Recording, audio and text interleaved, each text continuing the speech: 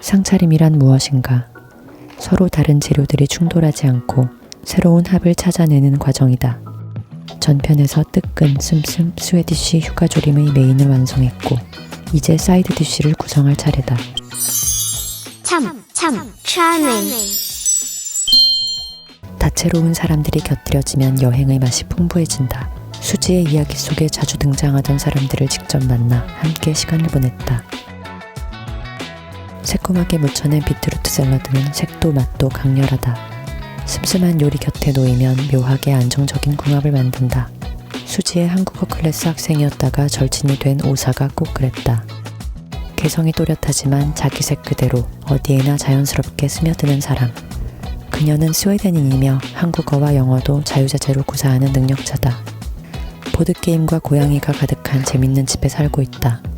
오사의 집에 초대받아 직접 만든 짜장면과 린츠버그 레모네이드를 함께했다. 다음에 한국에 오면 꼭 우리 집에 들르라고 했다. 버터에 천천히 볶은 버섯은 색도 모양도 소박하다. 하지만 은근한 향으로 식탁 전체의 깊이를 만들어주는 사이드다. 수지의 학부형 친구 나오미상은 스웨덴에 온 지 오래되지 않았지만 새로운 생활에 묵묵히 적응해가고 있었다. 늦은 나이에 시작한 육아와 새로운 언어 공부가 쉽지 않을 텐데도 조급한 기색은 없었다. 천천히 익어가며 풍미를 더하는 버섯 요리처럼 자기 속도로 차분히 살아가는 담백한 사람 같았다. 큰언니 뻘의 나오미상과 영어, 한국어, 일본어를 섞어가며 어학원 학생들처럼 수다를 떨었다. 해외 생활과 결혼 생활, 육아 같은 어른의 주제였지만 대화는 가볍고 유쾌했다. 식탁이 아무리 풍성해도 탄수화물이 없으면 묘하게 허전하다.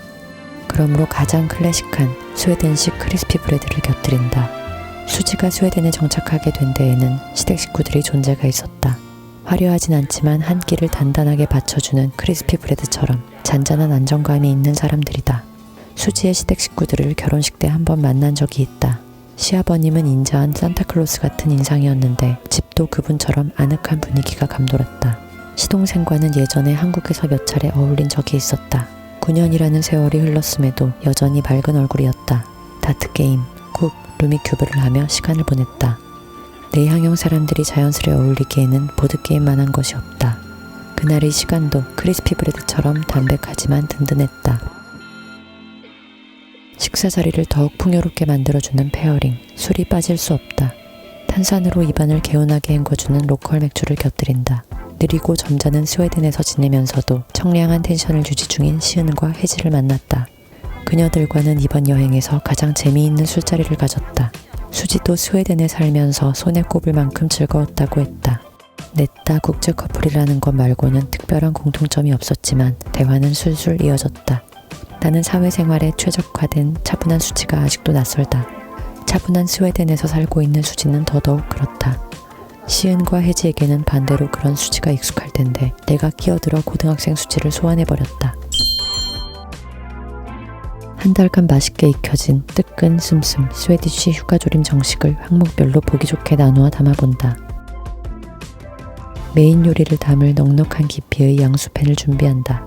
한 달의 여정은 많은 곳을 보는 여행이 아니라 수지의 일상에 깊게 젖어보는 시간이었다. 원격으로 소통할 땐 이민자로서 겪는 어려움이 더 크게 느껴졌는데 막상 와보니 긴장감 없이 스웨덴어로 모든 일을 해내고 현지의 매너가 몸에 밴 수지가 더 잘 보였다.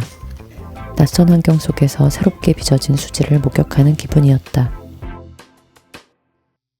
시간을 먹어 반질반질해진 접시 위에 거칠고 싱싱한 식재료를 올리면 질감의 대비가 살아난다. 수지 커플은 연애 초부터 봐왔다. 결혼 12년 차가 된 지금 이 관계는 예전과 전혀 다른 물성을 띠고 있다. 마시멜로처럼 말랑거리던 꽁냥거림은 어느새 육포처럼 질기고 거친 의리가 되었다. 이제 정착해서 부모가 된 둘의 생생한 육아 현장과 매끈한 액자 속 결혼 사진을 번갈아 보며 다채로운 감상에 젖었던 것 같다.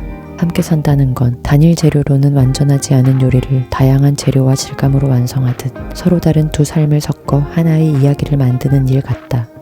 육아는 꼬마들에게 완전히 영업을 당했다.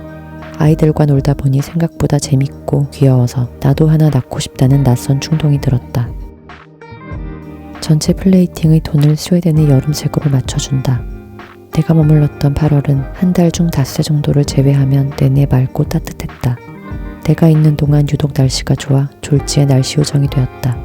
여행 케미의 에너지가 날씨까지 반영되는지도 모르겠다. 여름은 떼약볕이 있어야 제맛이라고 생각했는데 이번에 스웨덴식 여름에 반해버렸다. 해는 따뜻하지만 습하지 않아 옷을 고르기 쉽고 에어컨을 미친 듯이 켤 필요도 없다. 이곳 사람들은 기빨림을 피하는 것이 삶의 중요한 기준인 것 같다. 그래서인지 여름마저도 사람을 지치게 하지 않는 온도로 세팅되어 있는 느낌이다. 짜임새 있지만 숨쉴 공간이 있는 스웨덴의 시스템처럼 접시에도 여백을 남겨둔다. 이곳은 학원이 거의 없고 원하는 이들도 없다. 공교육 안에서 하고 싶은 것을 충분히 할 수 있는 구조다. 어차피 각자에게 맞는 삶을 살 수 있으니 열띠게 경쟁할 필요가 없다. 아프면 쉬고 차가 막히면 천천히 가는 것이 자연스럽다. 개인의 안녕과 사정을 존중하는 문화 덕분인지 사람들이 화가 적어 보였다. 소소함과 성대함이 골고루 섞인 스웨덴의 놀거리와 먹거리, 리듬감을 살려 보기 좋게 담아준다. 동네에 2만 원에 이용할 수 있는 수영장 겸 스파가 있었다. 온수풀에 몸을 담그고 샴페인을 한 잔씩 마셨다. 10분 거리엔 미니 골프장과 볼링장이 있어 저녁 식사 후 소소하게 여가를 즐길 수 있었다. 아이들도 함께 놀 수 있어 어른들은 더 느긋하게 시간을 보낼 수 있다. 맥주값은 꽤 비싸 하루 펍에서 놀고 24만 원이 나왔다. 술을 즐기기엔 한국이 여전히 최고지만 스웨덴 사람들은 각자의 방식으로 건전하고 흥미롭게 여가를 채워나가는 듯했다. 스웨덴 음식은 단순해 보이는 듯 정교했다. 시내 스카이 라운지에서 빵 위에 삶은 달걀, 마요, 채소, 새우가 듬뿍 올라간 를 먹었고 도저히 이름을 찾을 수 없는 연어 요리도 곁들였다. 현지인이 차려준 가정식 미트볼과 본토 이케아의 메쉬포테이토도 맛보았다. 하지만 주부 구단이 된 수지 덕에 한식을 가장 성대하게 먹었다. 활용정점으로 고명을 올린다. 우리의 케미는 여행에서 특히 빛을 발한다. 서로에게 큰 기대를 걸지 않는 담백함 덕분에 여유로운 시간과 새로운 공간이 더해지면 분위기가 한층 살아난다. 이번 스웨덴은 나에게는 여행이었지만 수지에게는 일상이었다. 그럼에도 불구하고 외국에서 함께한다는 묘한 설렘 덕분에 한국에서 만날 때와는 또 다른 재미가 있었다.